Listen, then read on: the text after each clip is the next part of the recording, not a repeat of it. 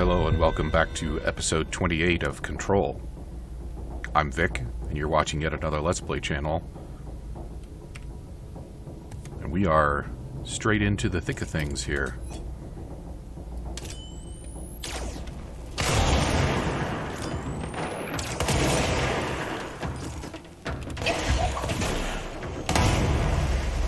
Nice.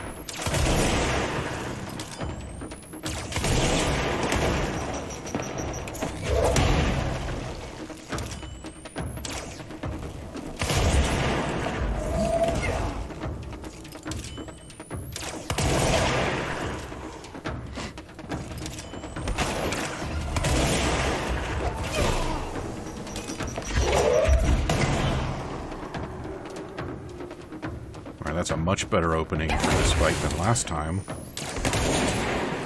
he said, literally as he got himself killed. Figuratively as he got himself killed. Okay. So we made it through the turntable.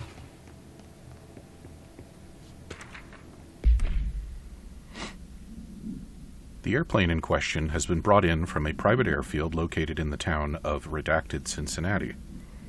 It is suspected to be connected to the Redacted AWE, see case file Redacted for details, and is being evaluated for altered status. The plane is currently being stored in the transit corridor, in the containment sector, brought there through the New York subway tunnel, Special Access Redacted. For more information on Tunnel Redacted and links to urban legends centered on ghost stations, abandoned tracks, and Redacted, see File 4-12-4521. The plane's black box is currently being evaluated for Redacted, and initial readings have been taken by a research team, though no altered status has yet been detected.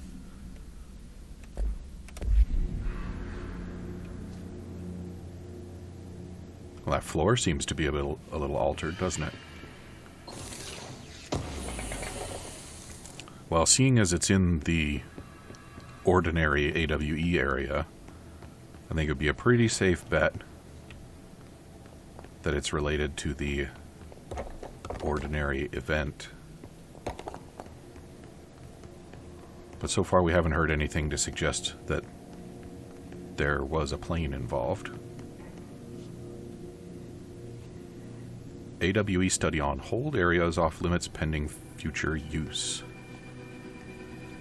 And there's an enemy in here.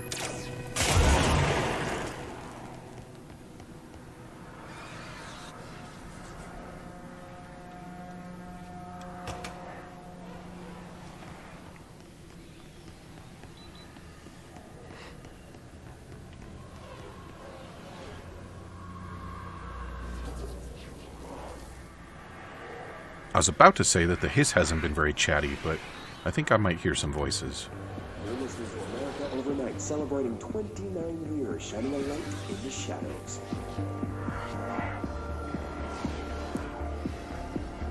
Thanks for staying with us. Here's our first caller. What I'm about to tell you, if they found out, I don't know what would happen. If who found out, Grubby? The men in the suits. They told me it was an industrial accident, but this is something else. Something nobody talks about. Ordinary. This certainly doesn't sound very ordinary, caller. No, not ordinary. Ordinary. It's a town. And it wasn't an industrial accident. I mean, that's what they said. But that's bullshit. Whoa, please watch the language, caller. It may be 2 a.m., but we're still a family show. I'm sorry. It's just, my brother was there. They said the town was destroyed, but it wasn't. I went there. The people are gone, but the town's there. It's still there. So the population of an entire town disappears, yet the town remains. Tell me, was the phrase, "there is no salvation," written anywhere? I'm not sure. The same thing happened in Brazil in 23, a village called Fort Verde. More than 600 people just up and left. The government said they were fleeing guerrilla forces, but we know the truth. A mass abduction, as predicted by my regular guest, Dr. Quincy Reagan. Abduction? You mean aliens? That's bullshit! I know they're lying! Now, I warned you about the language, caller. I'm afraid we're gonna have to cut you off. And good timing, too. It's time for a short break. Hang in there. America Overnight will be right back. So I'm thinking that America Overnight might be one of their reinformation campaigns. An AWE occurred in the town of Ordinary caused by an object of power, slide projector, OOP-15, discovered by local children at the dump outside of town. When a specific set of slides are used in the projector, the projected images open doorways to other dimensions. Multiple slides were used by the children, resulting in the disappearance of the town's adult population. On August 30th, 2002, siblings Dylan Faden, 10 years old, and Jesse Faden, 11 years old, were playing at the local dump when they found a discarded slide projector.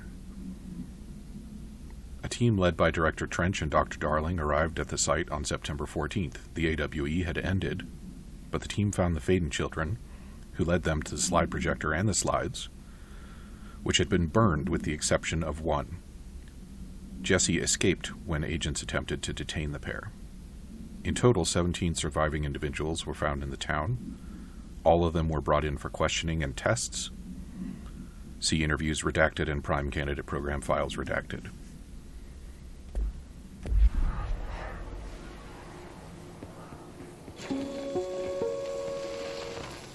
There is a curious correlation with the yet unknowable forces intruding upon our world, in the form of altered world events. These forces gravitate toward archetypal objects, a gun, a television, a supposedly haunted house. So clearly humanity affects this process. Our collective unconscious is a map of sorts. We hold the key, but we don't know how to use it. We create these archetypes through everyday life, popular culture, urban legends, but we are observing and influencing a complicated system in action. We can change the likelihood of something being a receptacle for these forces just by thinking about it. But we haven't found a method to control the outcome. And yet, there's something unique in us, in our dreams, in the conceptual reality with power with our minds. What's the cause and what's the effect? Are we the starting point or just a necessary evil in this? A byproduct, a reflection, a projection? We'll struggle to find the answers to these hard questions, or die trying. About that.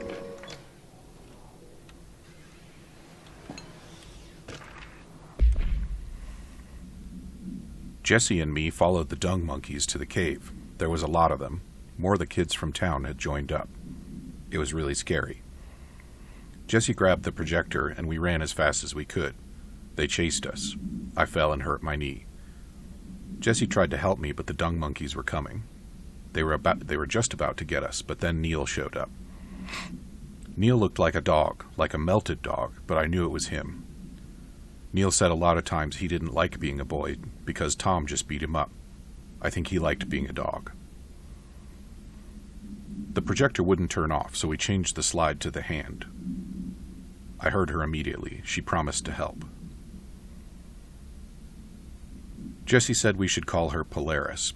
It's because she was doing stars at school. Additional slide designation hand is verified and in Bureau possession. Unconfirmed existence of paranatural entity. Designation Dog Neil.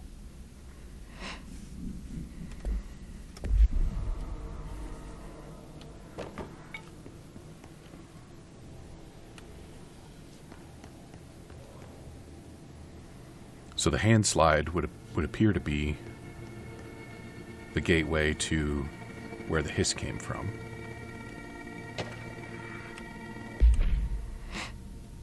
After what happened at school to Miss Chester, we started spying on Tom and saw where they took the projector. Tom and his troglodytes were using the Sled Hill Cave as their headquarters. That's where the projector was. They'd been using the temple slide, we called it that, but really it was a broken concrete thing, like a warehouse or a bomb shelter or something. Very dark. The not mother lived there with her babies, children, I don't know. She was feeding Tom and the others her milk. They were changing into little monsters. We called them dung monkeys. Unconfirmed existence of additional slide, designation temple. Unconfirmed existence of paranatural entity, designation not mother. And that would seem to square with my theory about additional boards from alternative dimensions.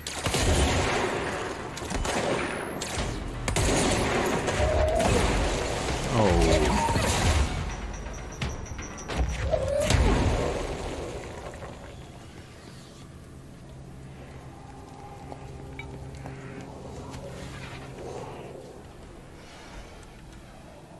All right, let's deal with the control point, and then we'll come back and listen to the tape.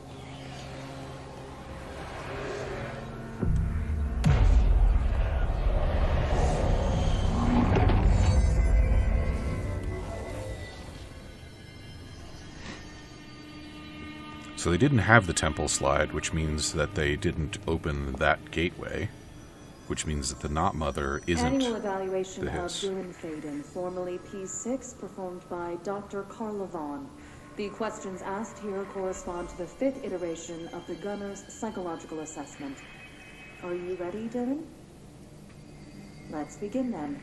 In a single word, describe the world around you. Where's Casper? Dr. Darling is out of the building today. He's never out. He didn't want to come, did he? He never visits, not since Roberts. See, tell Darling it wasn't my fault. I couldn't control it yet, but I can now.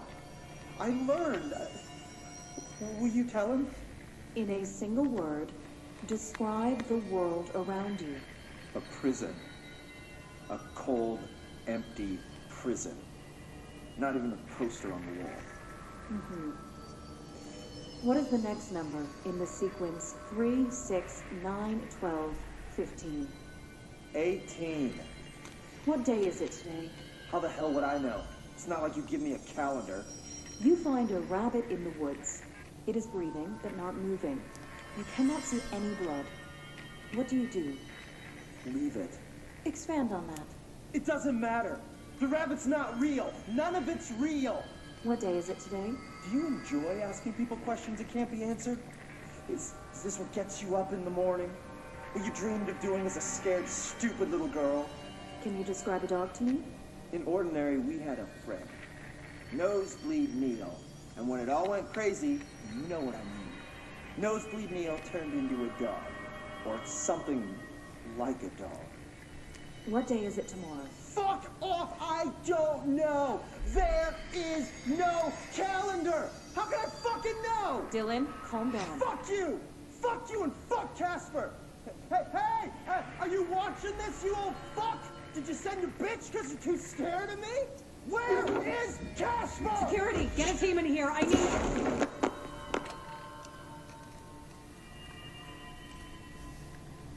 Pretty hostile for a psychological assessment. I don't think that produced the desired result.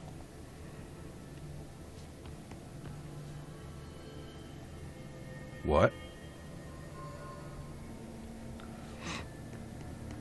Is this place going to be the actual town of Ordinary?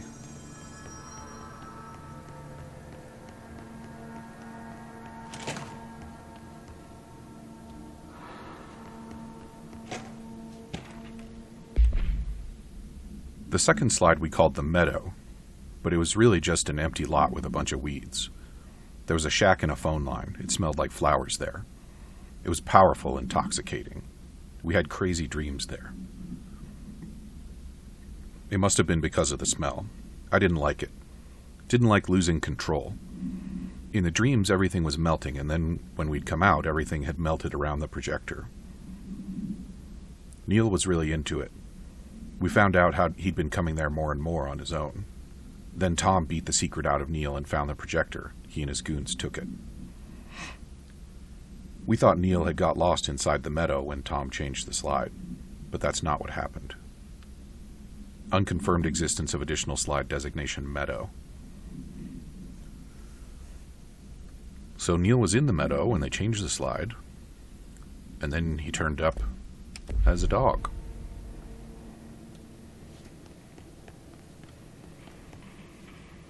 Let's see what they had on Ordinary.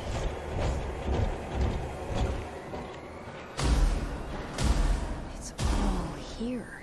Our home, our school, the woods, the dump. Okay, so it's a recreation.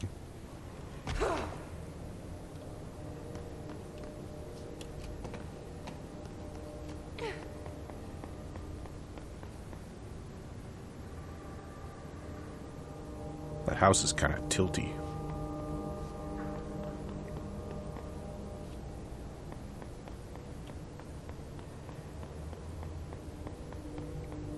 And this would be the dump.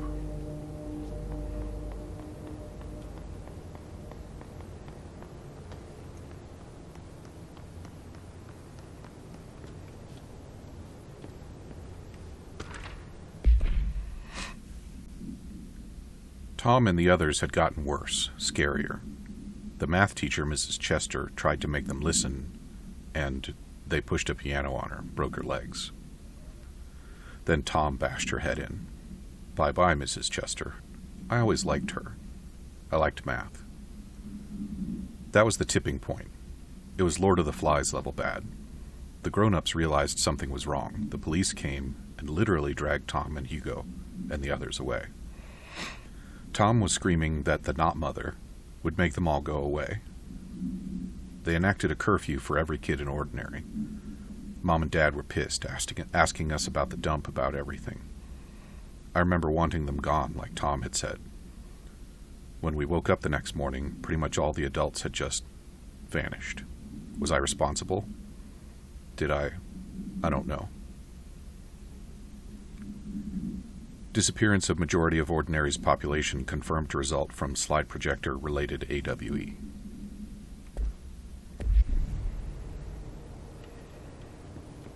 I think we're missing a file somewhere.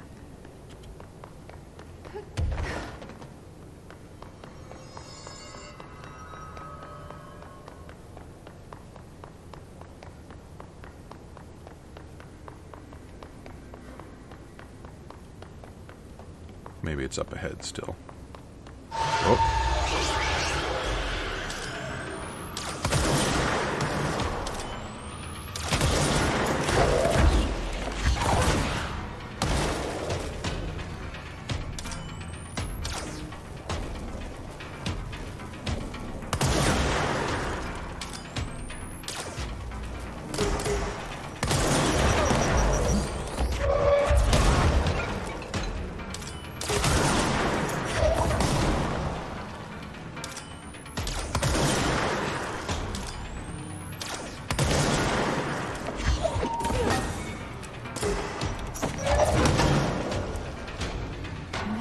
Slide projector in the dump outside town. Did they recreate that too? Is that where they keep it? Heh.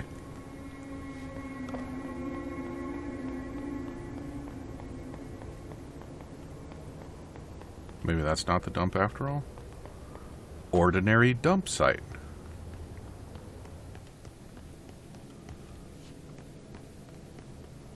Well, Jesse, looks like you were right.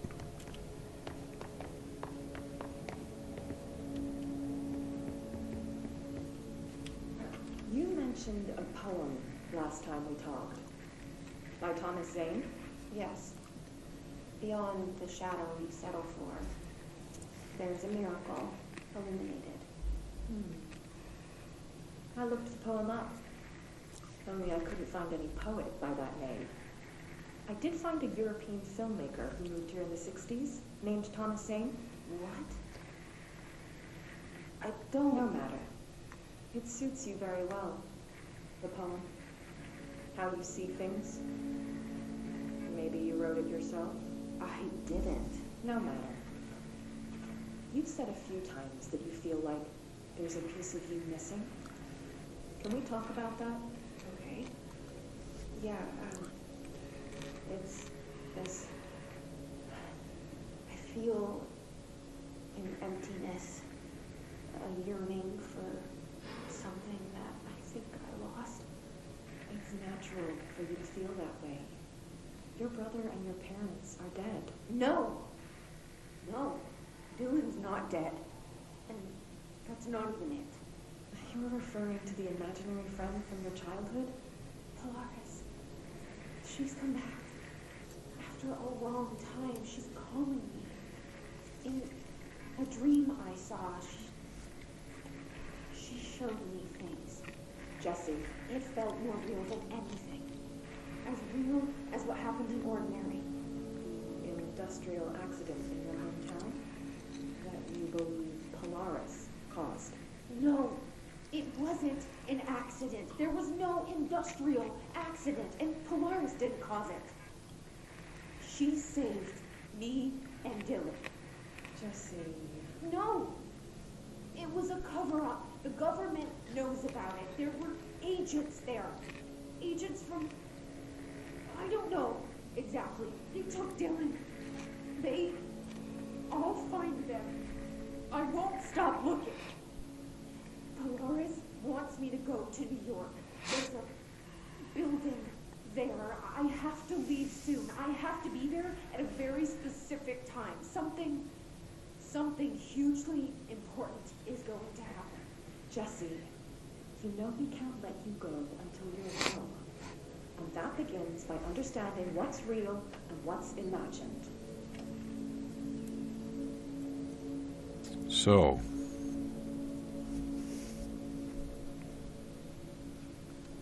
did Jesse come from a different world?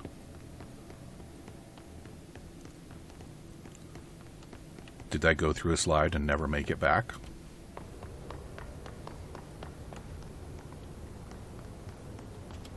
Yeah, the sign does say that we can get to the dump site this way. Ah, okay.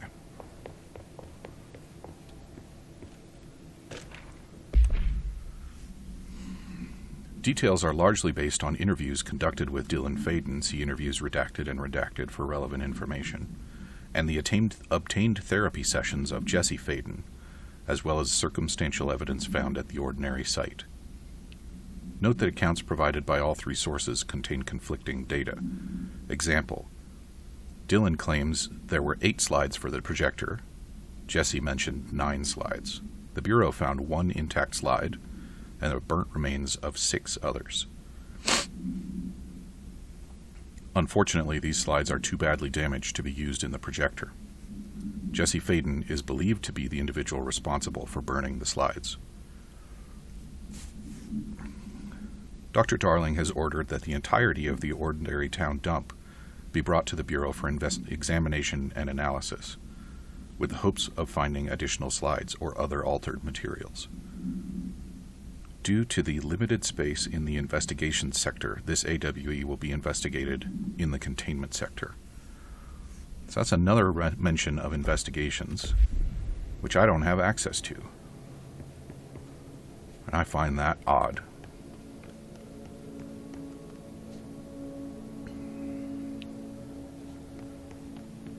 So there are 1 or 2 slides unaccounted for, depending on whose account we believe. And there's the dump. They moved the whole landfill here in the middle of New York, and nobody saw a thing. Pretty unbelievable. Bet it stinks in here.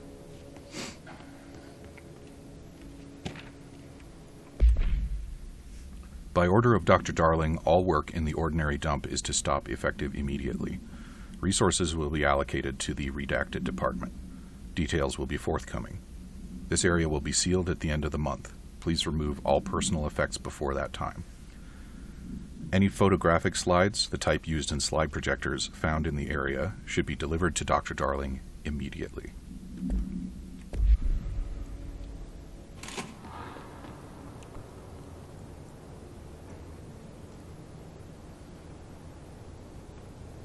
What's up here?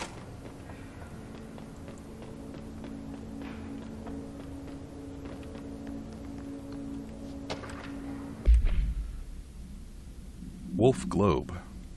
The item was found at the penthouse suite at Redacted Toronto, belonging to David Wolf, who was being investigated for illegally dealing in altered materials. How did it become illegal to deal in altered materials? Bureau agents raided his penthouse and found numerous paranatural belongings, including Redacted, and this item. Mr. Wolf was arrested. So why would a 36-year-old Bay Street investment trader, filthy rich, married to a model, disappear overnight? That's the question that's kept Toronto high society up at night this past week. Police say it's being looked into. Some nutjob radio show in the States claims he disappeared to join the Illuminati. But it's this reporter's opinion that Mr. Wolf, bored of his job, sick of his family, left it all behind to retire in some remote beach paradise. Now he's sipping Mai Tais while the world thinks he's dead.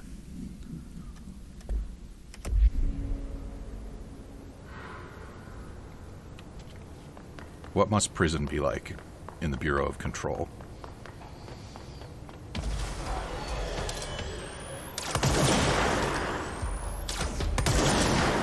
No healers.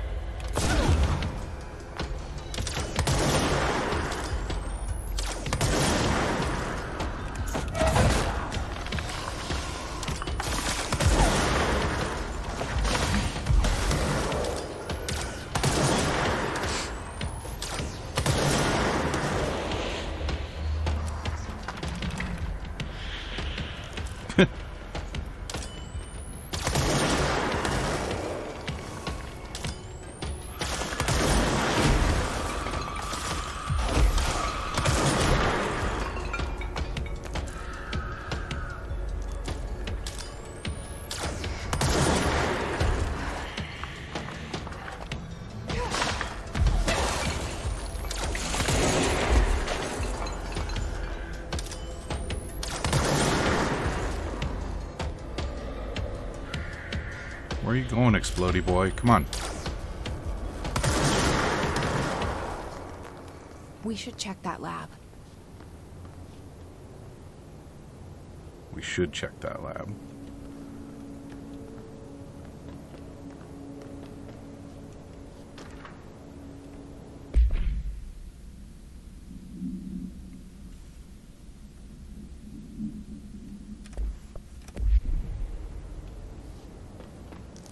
Apparently there's some memorabilia to be found.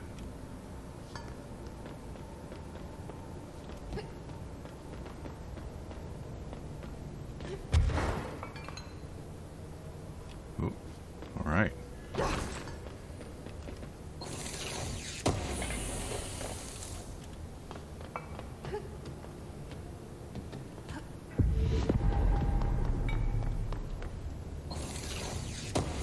Yeah, nobody wanted to watch more hiss nodes anyway.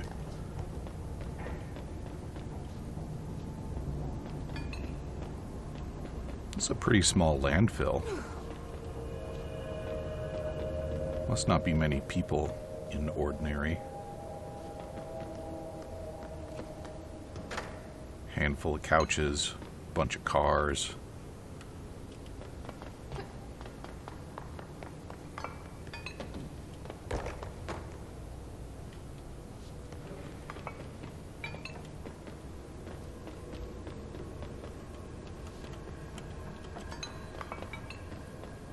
Made a mess of those handrails.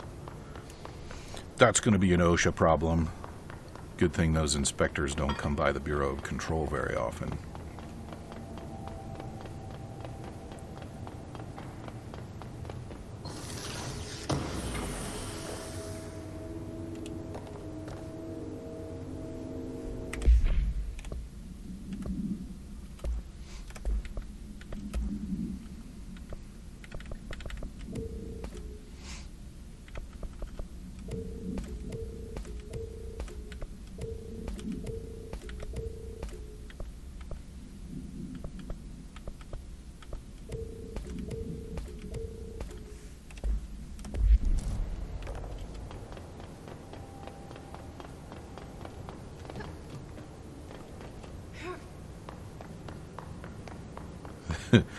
That doesn't make that noise.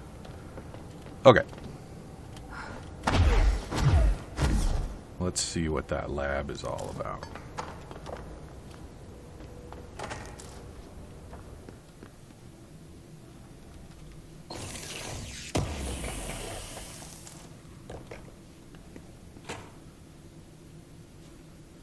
Okay, well, we are out of time for this episode, and I'm pretty sure that something very exciting is going to be on this computer. So come back and see me again next time for whatever episode is next of Control, and we'll dig into this ancient computer and see what tasty info is on it. Talk to you soon.